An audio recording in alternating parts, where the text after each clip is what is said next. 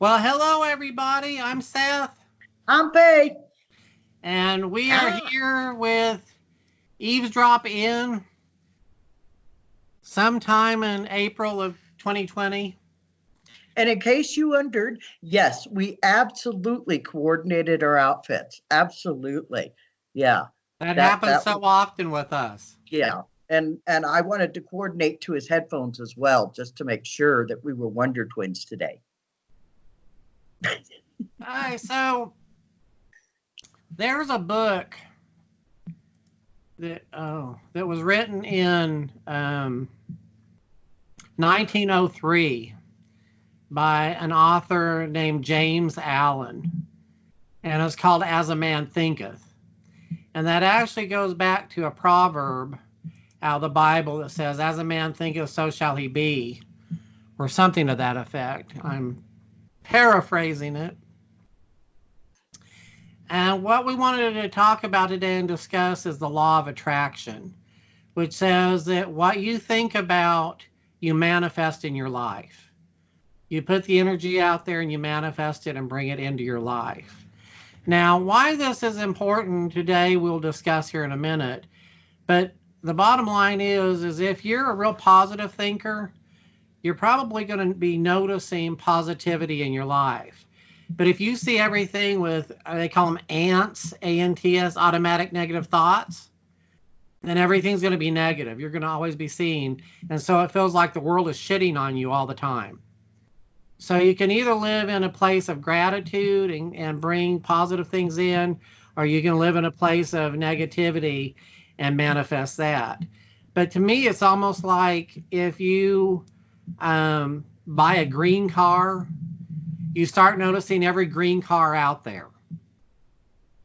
So I think that's sort of the way this kind of works. But Fey, why do you think this is so important right now? Well, one of the big reasons is because, and we put out a short vid on this earlier, but one of the big reasons I think this is important is because our planet right now seems to be in this state of fear and confusion. And I think with all that energy that's going out into the universe, if we're all of us, the entire planet basically, pulling in this fear and this confusion and this we're all going to die energy, well, I find it a little bit disturbing. If indeed the law of attraction works as it's supposed to be. However, even if it doesn't work, and I don't know, I frankly, I'm of two minds about it. But even if it doesn't work, I think that there is an inherent danger in the way people are acting currently. I have heard recently that there's been a run on gun shops, which says that people are freaking out.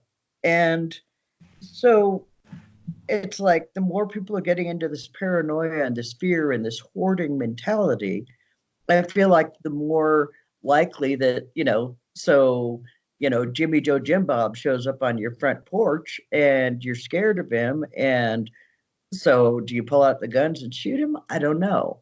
But I feel like, I hope not.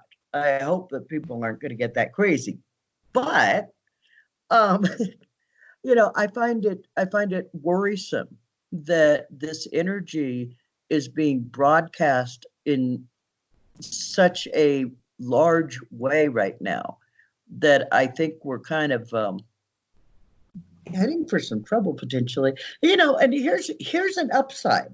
Okay. I know that people are like upside to the coronavirus. Well, yes, I found one. I have not heard about a terrorist attack since it started. That's an upside. I guess. Oh, kinda. I No, mean, it's I like agree it's an upside, but I was trying to think if we've heard of any terrorist attack prior to this lately. I haven't heard anything about a terrorist attack, and maybe that's because the whole news is about the coronavirus and that's it. But I think if people were blowing each other up, So they'd be coronavirus and basically what I'm hearing is if you're a suicide terrorist, you don't want to do it right now because you might catch corona. right and die, and that would be horrible. So, It's kind of you like know, not wanting to commit suicide with a rusty knife because you're afraid of tetanus. right, exactly, No, exactly. but I agree with you. It is force people to become more concerned with those around us. Hmm. Yeah. Family. And also, our security is much stronger now. Hmm. So, yeah. You mean security against terrorists, No, or just security in general. I mean, they've got us on lockdown in different places, yeah, different true, countries. So, true. But even worldwide, though, it just seems like there's, at least as far as I know, we're having less of the terrorist type activity, which is fantastic. However, there also right now are no school shootings. another bright side. See, it's all to the good, kids.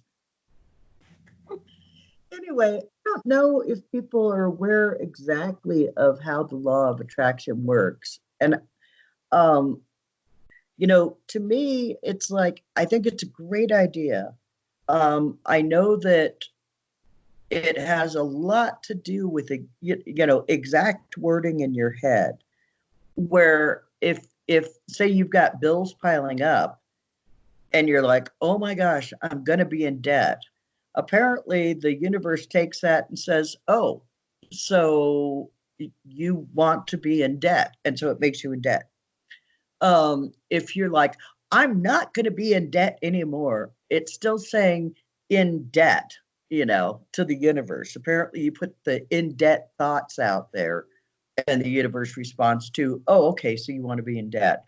So instead of either of those versions, you have to be like, I have lots of money. I have more than enough to pay all my bills. Everything's great. And then in theory, the universe is like, oh, you want to have enough to survive, and you're doing great. So then it brings that in. Now, again, I'm not entirely sure if I think this works or not.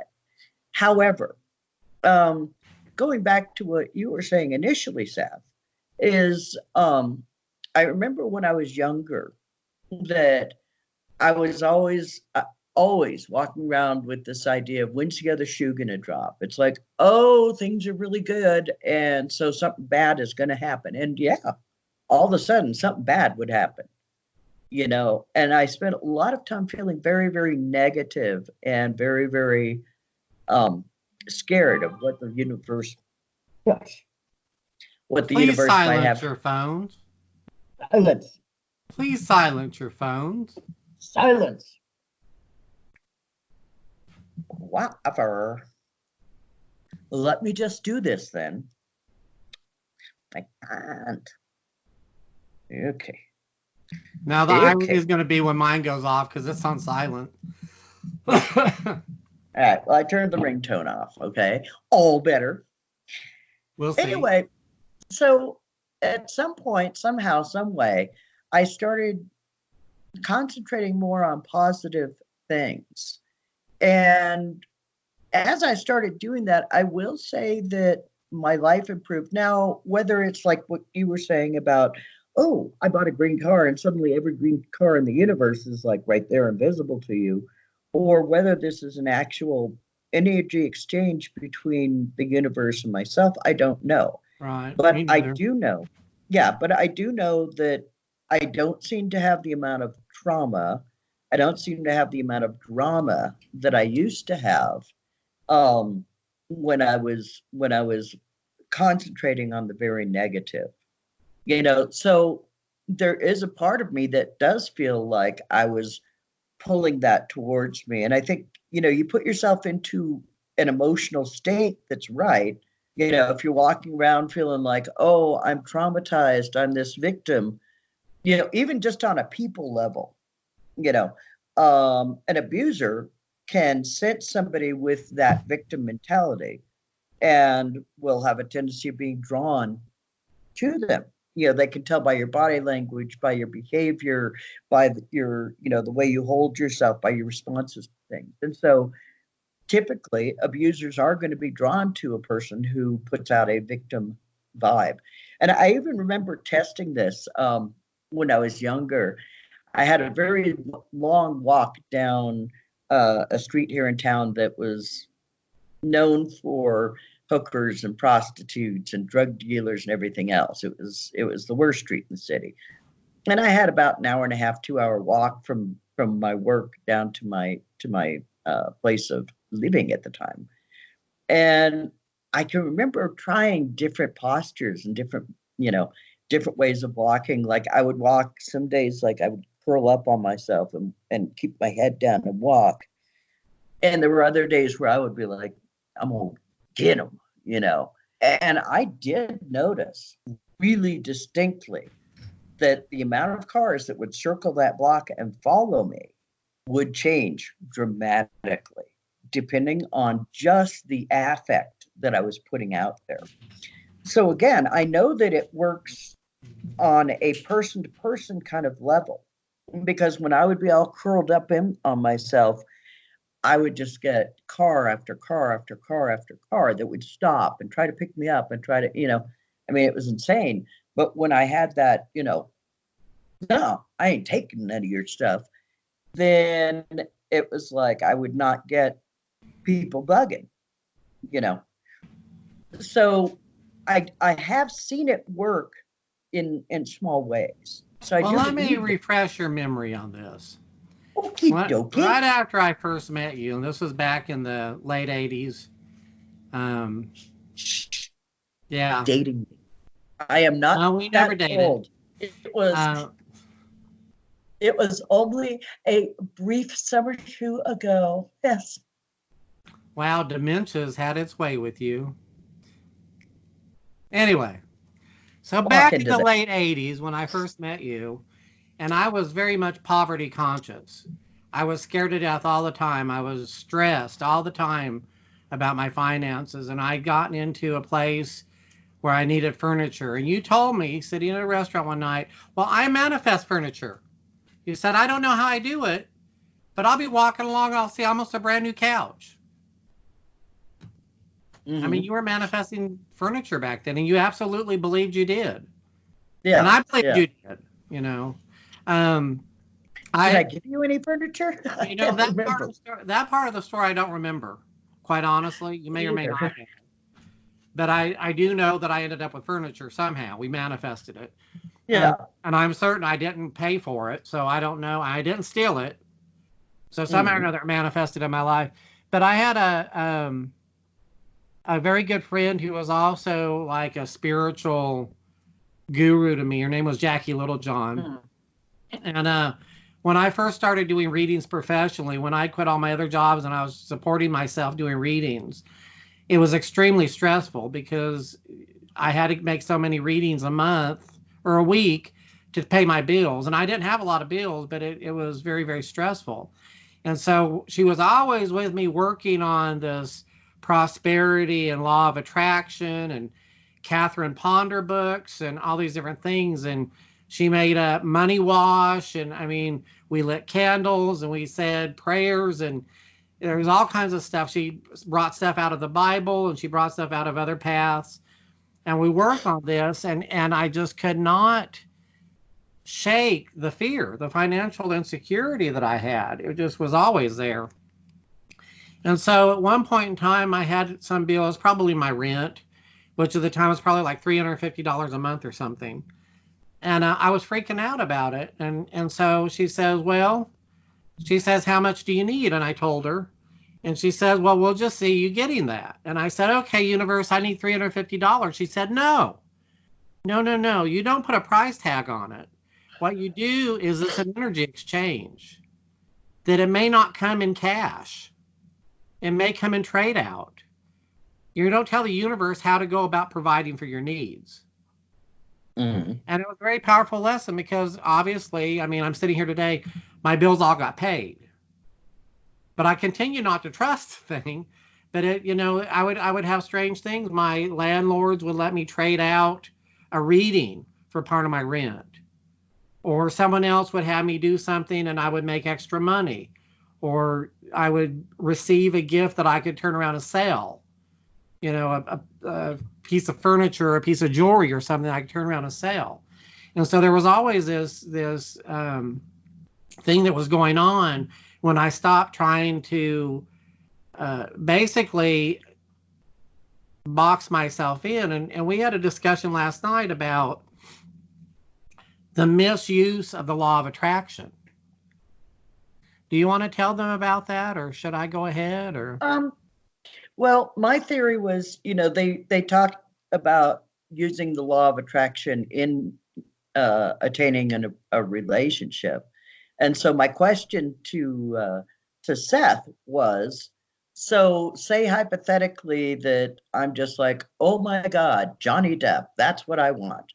And so I start working towards manifesting Johnny Depp, me and 150,000 other women in the universe. It's like my question was, first off, how is the universe going to split him up into that many pieces? And the second question is, it seems to me that misuse of energy could come back and bite you in the bikankas and have a very negative effect. You also mentioned the fact that you were affecting his destiny. Mm-hmm. Yes, which seemed like it would be absolutely inappropriate to pull him off of whatever destiny or path he's in. So I started thinking about that because it's like you cannot try to force a person into a love situation with you, because it's like, what if that is against their will? Then you encounter things like the tenfold law, which is that if you do something negative, it comes back to you tenfold. So not something that I think people as a rule want to mess with. And so I was interested in your response, which kind of got us onto the idea of doing this as a podcast. And my response was, the way around that is you take Johnny Depp and you dissect him. You pull apart. And then you hand out 150,000 pieces. You have 150,000 problem solved. But no, you dissect what it is about Johnny Depp that you're wanting to bring in your life. Is it his good looks? Is it his creativity? Is it his brain? Is it his passion? Is it his finances? Is it his fame? Is it what about him is so seductive? And you pull that apart, and that's what you manifest. You say, I want a person to come into my life that has these attributes. Mm-hmm. You're a lot more apt to get that. Because 150,000 people are not going to get Johnny Depp. He's already taken. Yeah. He doesn't even live next door to you. How are you even going to meet him? I mean, right. There comes a point in here where you got to use a little common sense. And that's where I tend to veer off with a lot of people who are really into the manifestation thing, thinking you can manifest anything, because I don't believe that's true. I just do not believe, and I would love for someone to prove me wrong. I seriously would love for someone to prove me wrong. But I think just because you want a bright blue Corvette, if you're not in a position to take care of a bright blue Corvette, you're probably not going to get one. Well, I think it goes back to what you were saying about what Jackie Littlejohn was saying about don't tell the universe how to manifest what you desire, but put the idea out there of what you're looking for, and then it will deliver, but in its own time and in its own method. Dang it, there was a question I was thinking of. Well, while you're thinking of it, I got a story for you. Okay, you do that. I'll think. This just happened yesterday. Mm-hmm. So I have a very good friend who is in a place of having to make a decision. And it doesn't really matter what the decision is, but it's heavy on her heart. Okay. And so she told God, she said, if I am supposed to do such and such, then show me a deer, Deer. Okay. And she spent the whole day looking for a deer. And we do have deer around here. So it wasn't necessarily unlikely, but all day long she didn't see a deer. That night she's going to bed, and I can't remember who, but someone sent her a text message with a picture of a herd of deer that they just taken. Wow. So, those things happen pretty regularly. Yeah. That's a law of attraction. Mm-hmm. In its own right. It's on what? In its own right. In its own right. Yeah. Well, like I said, I find it interesting because I do think that we manifest. I'm not sure to what degree. And the thing that got me started thinking about all of this is I watched a movie night before last called The Secret, which is about manifesting and how it's supposed to work. And it was interesting because, again, the thing that these people were saying, it sounds really good in theory, but I'm not sure. Okay, here's what the question was. I knew there was something in there. Is the problem I have is it's, one of the things that they say is that you have to be very, very clear about what exactly it is you want. I'm not necessarily that good at that. I have a general idea. Like, okay, I want a good relationship. But you know what? I've never really had a good relationship to know what a good relationship really looks like or feels like in order to put it out there to the universe. Does that make sense? Absolutely. Yeah. And so how do you, I don't know that you have an answer to this, but my question is. Oh, I do. Of course I do. Of course you do. Excellent. Excellent. So answer my question. Well, here's the deal. Let's start with the first concept of good and bad. Well, that's a judgment call. I'm for everything good, and I'm against everything bad. Right. As you know. But here's the problem when you use the word good. That's about as vague as the word love. Mm-hmm. I want to fall in love. Well, that can mean a lot of things. So instead of using the word good or bad, what does that mean? And, really it boils down to, I want a comfortable relationship. I want a relationship I can be comfortable in. Well, what makes you comfortable? I can trust the person. Mm-hmm. I like the person. Right. I'm attracted to the person. There's no friction. Of course, every relationship, in order to grow, you got a little bit of friction. But I'm talking about that intense dislike and arguing and bickering and struggle for energy. So, my sense about things like that is that you say, instead of I want a good relationship, I want a comfortable relationship. Okay. So you're, again, it comes back to the whole wording. Right. Thing. And so it doesn't matter. We will never know what's good and bad because that can change given our mood. Right. But we will always know when we're comfortable. We know what that feels like. Right. Most of us. Unless you're horribly traumatized, we all have moments of comfort in our life where we are comfortable in our own skin. Right, right.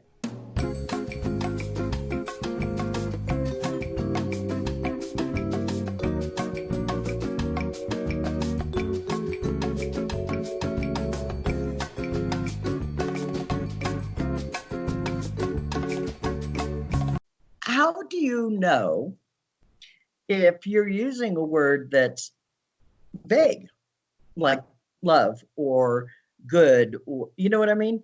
It's like, how can you tell if? Because I don't know that I would catch yourself that. To define it. You just got, you said how do you know what a good relationship is? Because you've never had one, or I didn't know that that's what you said, but like, Yeah, that so was it. how do you define that if you don't know what it is? Hmm. So you find a word that you can define. How do you define love? Oh, what's love got to do? Got Do to do. got to do with it. But really, how Say do you that. define is love? There's so many different. We could go into this philosophy on love, but really, when you're talking about romantic love relationship, is it a sexual love? Is it a commitment? Is it a love? What I don't even know how to define that. I of all Right, people have not ever right. really been in that situation, so I don't know what that is. But I've had comfortable relationships with people, both Mm, sexually and non-sexually. right. See, I kind of, in this day and age, at this advanced age, I think, it goes back again to that same thing of being comfortable with the person, of having the camaraderie between the people. And I think where it changes from friendship for me to a lover relationship is that there's that freedom to be able to actually lay hands on the other person. I don't mean necessarily even sexual, but being able to walk up and just hug the person or grab their hand or something, which for me I do not do in my friendships. You know, I'm not a very touchy person in friendships. I'm not really sure I'm very touchy in relationships, but if I do want to be able to touch the person, then I want to have that leeway. You know what I mean? Just if that makes any kind of sense. Absolutely. And conversely, I'm assuming that I don't want to be repulsed when they touch me. Right. I've I want lived to through feel that. safe. I want to feel Yeah. safe. I want Yeah. to feel comfortable, Hmm. I not think not to distrust their motives. mhm. Right, right. Okay, well, that's interesting because I think, I do think that that's maybe one of the problems with the law of attraction is maybe it works, but because we're not, a lot of people walk around with vague words like love, like, good, that it is hard to sit and actually literally define, what it is you want. Hmm.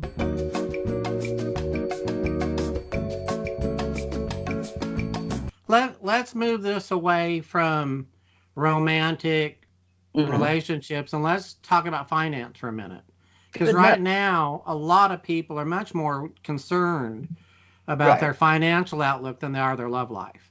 Hmm. Really. I mean, Oh yeah, yeah. With the stuff that's going with on now. reason, with reason. So Yes. the law of attraction manifesting our finance again goes back to not necessarily defining to the universe what that means, but saying, my bills are now paid. Hmm. My bills are paid. Right. I, have food in my refrigerator, in my cupboard. And right this second, my bills are paid and I do have food. I'm Hmm. not living in the future. Right. I think that is a huge part of it as well, is to stay in the present. I think we have a tendency of wanting to move ourselves into the future so we can um, protect ourselves against whatever bad evil it is out there. This coincidentally has a lot to do with our willingness to, or our ability to accept vulnerability. Um, to move into that future and anticipate that very negative thing that could happen is a way that we kind of insulate ourselves from being vulnerable, you know. And it's like when you start insulating yourself like that, it's like you're again envisioning the worst possible outcome of something. And then maybe you don't draw that to you, but you also don't get to enjoy the moment. You don't get to relax in the moment. You don't get to be, you know, here saying, wow, okay, everything's good. I'm okay, you know. Um, We're looking at that right now with COVID-19. People are wanting to manifest perfect health for the rest of their lives. But right this minute, at this day and time, if you're feeling healthy, then you're healthy. That doesn't mean you don't already have the COVID-19. And I'm not suggesting you run out of the world and, but it's like yeah, right this minute, I'm physically comfortable. Should the day come you get it, don't live there. If you're not feeling it right now, do not project your fear into the future and bring it to you today. Because fear creates dis-ease. yep, So yeah. you may not have it, but you have all the symptoms because you're fearful. So Hmm. getting away from the fear, and that means living in the moment. I've heard it And said that depression lives in the past and anxiety lives in the future. That I serenity like lives in that. today. I like that. That is a nice saying. I will keep that. Thank you. Um, I stole it. good job. Bravo. Let me give you the clap. Too late. Hey, um, I keep coming up with things that I want to say, and then I completely forget them as we're talking. This is not helping. Manifest a new memory. Oh, I know what I was going to say. See, I feel like that again, the thing that feels right to me right now in our current situation is to take time out to have a feeling of gratitude towards the things I do have. You know, in my case, I'm fortunate enough to have a home. You know, I've got many, many, many really awesome animals. I've got some amazing people in my life, you being one of them. Um, Thank you. you know, you're welcome. And so I feel like that's important. I feel like taking time to acknowledge, I went out in my yard, for the first time in 2 weeks because, I'm practicing social isolation and I've haven't moved my chair in 2 weeks. Anyway, I went outside and it was like, wow, my wisteria bush is in full bloom. It was beautiful, but I had no idea because I hadn't taken the time out to even look around and say, wow, look what's happening out here. You know, a sunset. We had an incredible sunset here the other day. I mean, it was just the most intense colors, the deep reds and just these intense purple colors, and it was amazing. You know, things like that. Stopping just for a moment to live again in the present and look at the beauty that's around you. You know, to stop for a minute and just laugh, with a friend and find something that, that's ridiculous or that you enjoy that you share but it's those kind of things where I feel like that my focus at least needs to be, you know, I don't live well when I'm stressed out. I really don't even live when I'm stressed out because I'm so busy doing exaggerated startle and being sad and being miserable that it's like I'm not really living in those moments, because again, it's either past or future, you The know. other thing that I've noticed recently is I've been pretty calm through this whole thing because Yeah. I guess I'm an idiot. I'm okay. I'm not reacting out of a lot of fear to stuff because I'm okay right now. For some reason, I'm able to stay in the moment right now. That's not always my story, but Yeah. right now I'm doing really well with that. But other people are not. And Hmm. I've had two situations where one of them I do a healing circle, and we did this whole thing on being focused and getting rid of fear and being in the moment, just like we're talking about. And not 10 minutes after the circle was over, three of these people were in the circle started back on intense fear about this coronavirus. And I stopped them in their tracks and said, wait a minute, we just got through talking about not doing that. But they were playing off each other. That fear is addicting. It's an adrenaline rush. It's very addicting. It's like draws you in. Then I had another situation where three men were talking about what they were going to do when and if, and they were big bad, and I like stopped. They got really, really mad at me. And I probably should have just kept my nose out of it, but it was ridiculous. The problem was just being in the same room hearing that made me start stressing. My shoulders went up. I was feeling their fear, and it wasn't even my stuff. Right. Yeah, see, it was almost a self-preservation. I was reacting to their stuff because I don't want that. I don't want their dis-ease. That's more contagious than the coronavirus. Yes, I think so. I think you're right that fear in a ways is addictive. And this goes back to what I was saying about vulnerability. We try our best to prepare ourselves for the worst, and that way we were like, oh, well, I knew that was going to happen. I'm prepared now, whereas maybe the preparation should be towards the positive things that are coming out of everything. I mean, it's like, yes, this is scary. And unfortunately, yes, there are people dying from this. On the other hand, it may be that we find once all is said and done, the economy may end up having to be restructured, and it may end up where things are not quite so screwed up for people. It may be that people who have lost jobs will end up by some quirk of fate in something they never imagined doing that's much better for them.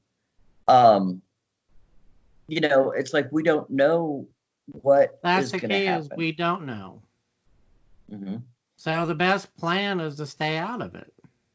Right. But I just feel like, again, to play, like with the people, you said your shoulders were going up, and, you were acting, and it's like, I mean, again, energy, we all have energy. We have this energy field around us. And it's like, so if you're projecting that outward, then you're affecting the next person. And then that person is affecting the next person that they come in contact with. And again, it's like dominoes falling. Absolutely. And I guess this is, again, why I'm feeling like, it's important now to try to stay stable, to try to reel your energies back in. And again, if we're going to project energy, let's project an energy of solidarity. Let's project an energy of safety. Let's project an energy of, non-fear-based thinking. I don't know. I just feel like that's important, because if we're going to be pushing dominoes, then let's push them with a positive energy, not this very heavy, negative, terrified energy. Because when people are terrified, they react in terror. They overreact in terror, And so let's discuss some ways of doing this. And the first one is a gratitude list every day. To focus on what is real and what you have to be grateful for right here and now. Yeah. I'm grateful I have a home. Your mentions, I'm grateful I have friends. I'm grateful today I feel healthy. I'm grateful that my car runs, that my son is healthy, my pets are healthy. I have a house to be in. I have food to eat. I have toilet paper. I have, all these things that we worry about. I'm very grateful today for that. So living in gratitude for what you have, the reality of what you have, as opposed to stressing over what you may not have or may not get. Another really important thing is meditation. Going into a place of calmness. I've heard it said that when we pray, we're said to be talking to God or spirit or the universe. When we meditate, we're waiting to hear the answer. Oh, I like that. Yeah. I did not know that. I stole it. I stole it too. I'm giving you the clap again. I'm giving it another try. So, the guided meditation, you can get on YouTube and hear them. I do guided meditation for people all the time, but it's getting into the here and the now and healing. And you can do manifesting guided meditations, manifesting what it is you want to come into your life. Mm-hmm. Interesting.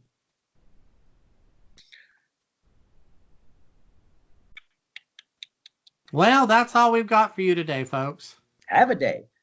Yeah, I'm wondering if you want to do the meditation thing or not today.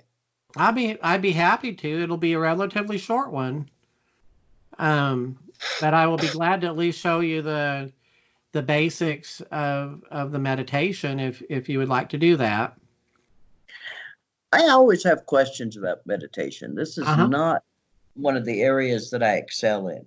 Right. Apparently, I meditate when I do artwork, I think is when I do it. And it's not a conscious meditation. I just get so focused in on what I'm doing that it's like everything goes very surface level in my thoughts. And there's nothing is sticking in there. It's just sort of like, stream of consciousness. But in meditations, I have a problem focusing. Any suggestions? Well, first off, there is no right or wrong way to do meditation. The greatest challenge is not disrupting someone else's meditation. That's the greatest challenge, is if you're not hanging with it, then being disruptive. There was a meditation group I was doing where a guy came in and he sat there and ate popcorn the whole time we were meditating. Popcorn. Crunch, crunch, crunch, crunch, crunch in the bag. Crackle, crackle, crunch. Absolutely oblivious. Absolutely. He didn't believe in it. So he was doing his damnedest, apparently subconsciously, to disrupting everybody else's journey. Right. So, you want to be, but if it's your own meditation, a lot of people do not, when they first get started, get into it. They can't, for whatever reason. They have an obstacle. Their mind wanders. Okay, then let your mind go. Maybe your mind needs to take you to another place. Another thing people do is they get so relaxed they fall asleep. That doesn't mean your subconscious is not hearing all this. So there is no right or wrong way to do it. I mean, the worst thing that's happened is that you have, 5, 15, 30 minutes, an hour of relaxation. That's not going to hurt you. Right. The stress comes when you're trying so hard to do it right. I will relax. I will. I'm going to be relaxed. I don't see any color red. I don't see it. I can't feel it. I can't taste it. There's something wrong with me. There's nothing wrong with you. Yeah. That's just not how you meditate. Everybody has a different method of meditating. Yeah.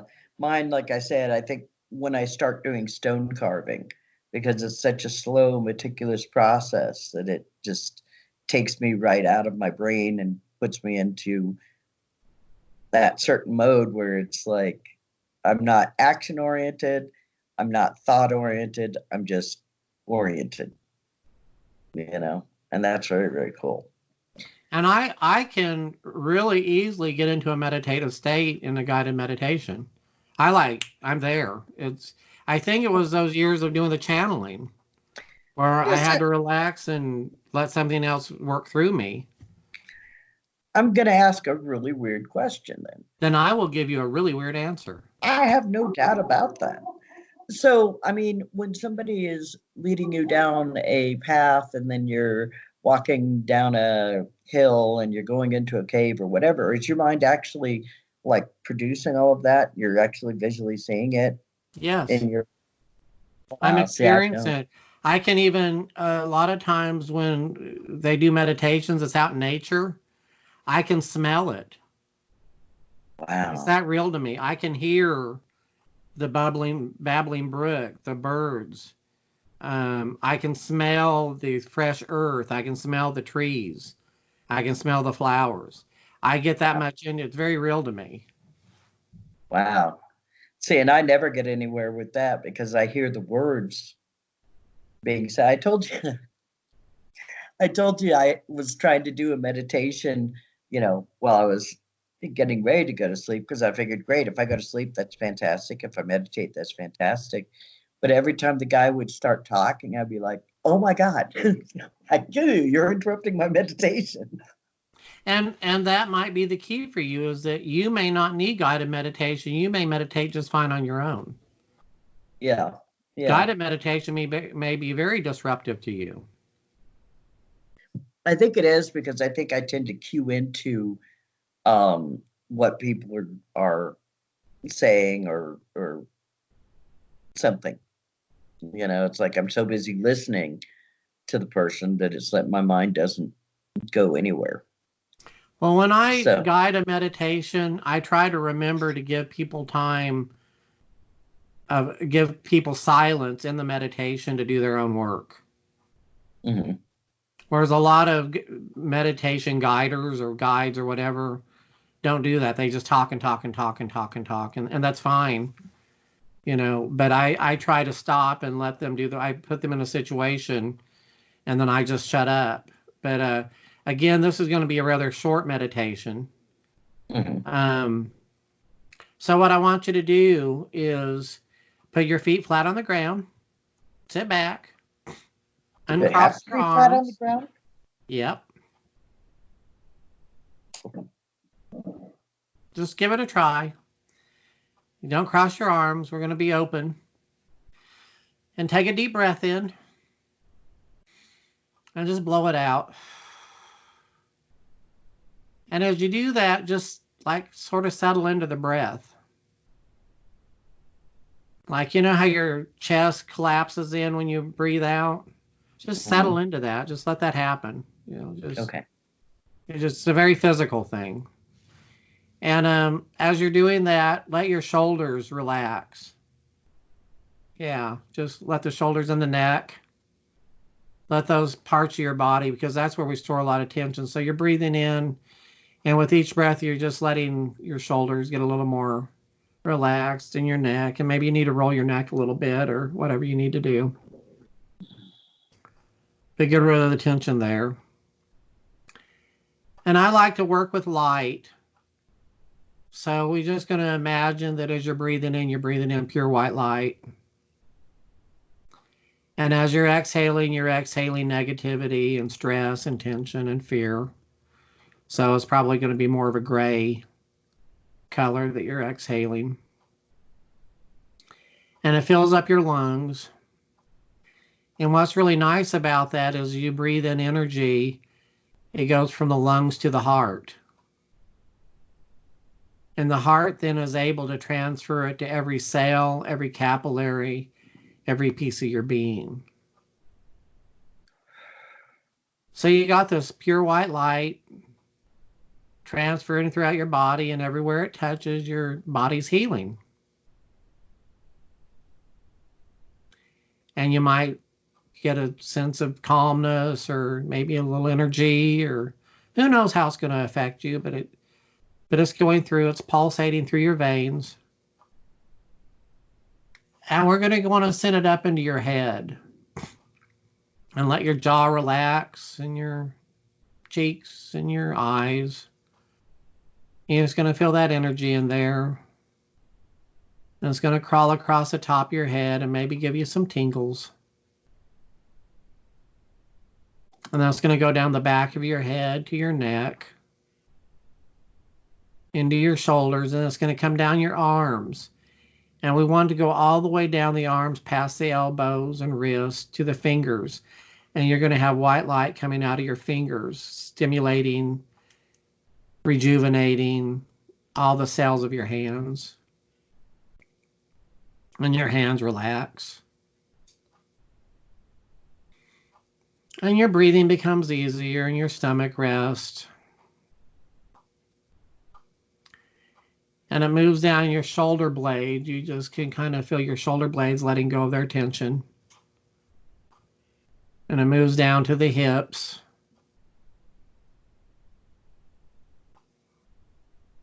And your ground chakra relaxes. And it moves into your legs to your knees. And on down to your ankles and your feet, and pure white light comes out. You can feel the tingling in your feet. And you're just breathing. Now you're totally aware of everything going on. You're ultimately in control, but your body's able to relax.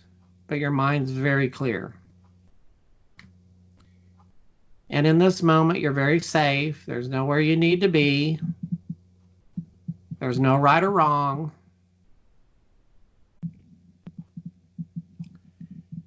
But I want you to put yourself in a memory somewhere where you found safe, somewhere that was your space. It can be anywhere. Maybe it's a place you've never been to. Maybe you need to build a special place. I myself really like mountains and lakes, so I tend to use those a lot in my meditation. Of a placid lake up in the mountains, and I can see the pine trees, and I can smell that, and there's a lake and it's beautiful, and the weather is warm but not hot, not cold, it's just right. And I'm alone there, except for maybe some animals that are very friendly. There's no threat. This whole area is just safe and secure.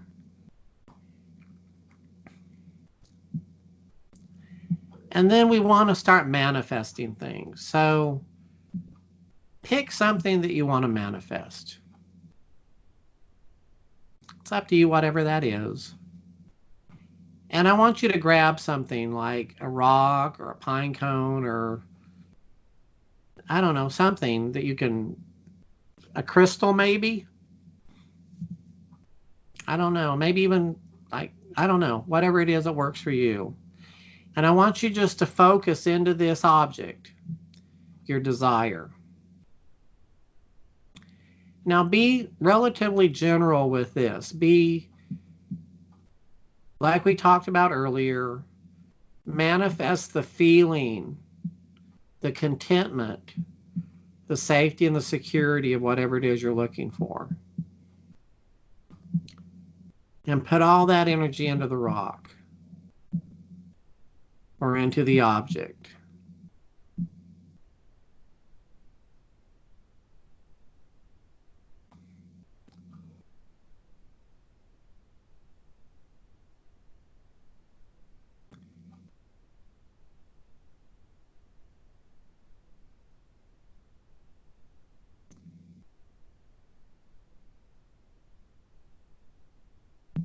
And now take that object and set it down in your safe place. It will always be there and you can always come back to it. But from that place, that safe place, your place of perfection, it's going to sprout and grow. It's going to become bigger and bigger. And it's going to become real, and it's happening right now. It's manifesting all around you and within you. And whatever need it is that you put in there, your need is being met right this minute. All your bills are paid at this moment. Your health right this second is fine. You have an abundance of love, universal love, and compassion just radiating to you and from you. It's as simple as breathing.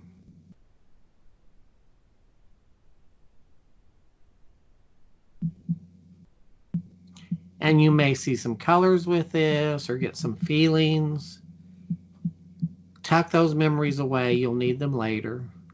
But right now, just experience them.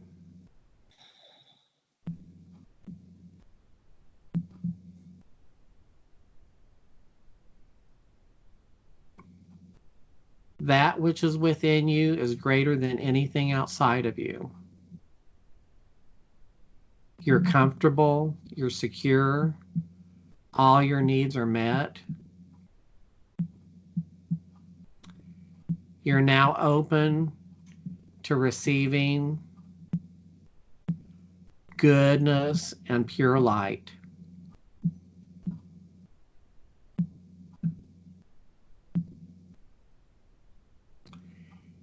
now I want you to become very aware of your body, how you're sitting. You can start moving your neck around again. Getting in touch with your physical self. Move your fingers, move your toes.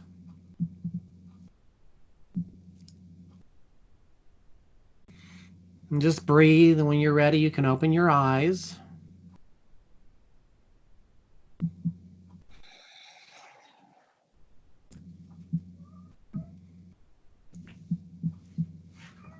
And that's the type of meditation that we do. Were you able to follow that at all? Mm-hmm. Were you? Mm-hmm. Right on. Better than normal, actually, which is kind of cool. Yeah. Better than normal. Although I admit that I had some problems. There was 1 or 2 times where my brain heard you say something like, "You're surrounded by animals." Ow! My cat was helping. Yes, she was. And stuff. So there were a couple times where I heard something and it was just like, must respond. It's like, no, must stay quiet. But yeah, that was very nice. And so that was cool. Except, well, no, I can't say that. I was going to say that my body never really relaxed because this chair is not a very relaxing chair. But it was like I didn't really feel like I was sticking in my body in the moment. So that was okay. So that was actually kind of interesting. The danger with meditation is thinking that we're going to do it perfectly. Mm-hmm. Unless you're like a master, a guru master. Right. And there's just no perfection in meditation. We just do the best we can. Right. Well, I found that very, very enlightening. If you were able to do it at all, that was a big step for you because you've not been able to get into meditation. Mm-hmm. That was a huge step. Yeah, it actually was, And I hope for our audience that it maybe also worked well and some of y'all were able to get some like good out of this. It was kind of fun because it's like I'm not sure if I stated myself correctly previously because it's like maybe it's that I'm too good with visuals and it pulls me out. Because it was like I was right there. It's like I started off in my safe place, which was my bedroom right here. And then it was like, I usually go to a forest. So it was like, oh, okay. I'll go to the forest. And it was like, and then find a stone. Okay, I've got a stone. Or a pine cone. Okay, it's a pine cone.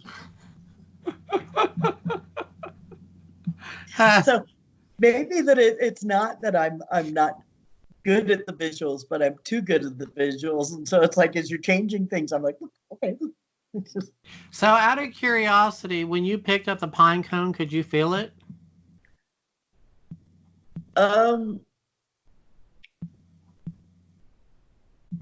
Gonna say no. And see, I do. I get a physical sensation. I can feel the pricklies on the pine cone in my hand. Interesting. Yeah, if That's I did, why I it was don't like use pine cones in my meditation. I'm too busy going. It was bugs. No, if I did, it was like a ghost pine cone. It wasn't. It wasn't the weight. It wasn't the solidness. But the visuals, it was like everything you were saying. So that's why I think I misspoke with what my process is. I think I'm too good at the visuals, maybe, and it distracts me because I'm so busy following orders. Then you may actually be a prime candidate for hypnotism. You think? Maybe. That'd be interesting. I'm not a hypnotist, so. But I have no idea. But you may be a prime candidate if you can get into that. You're that susceptible to suggestion. Yeah, that was very interesting. Now imagine laying out and having crystals on your chakras while they're healing the body and letting the body rest while you're doing the other work. It's an amazing process. Yeah. And that's what I do with people. I lay them out and I take them on these journeys and they heal while I'm doing it. They heal physically, mentally, spiritually, and emotionally. Sorry, I'm not laughing at what you're saying. Snap back to me and Nikki. Yeah, where you all couldn't stop laughing. Mm-hmm. Yeah. That was a long time ago. I was brand new at this. Still trying to control everything. I was trying to control everything, and you two were not going to have any part of that. But it was funny, though. Had a great time. Anyway, we thank you all for joining us. And, Indeed. like and share and ring our bell and all that stuff. And we would love some comments.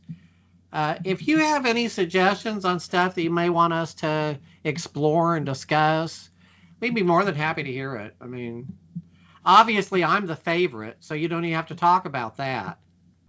Whatever. Somehow my visualization just failed me completely there.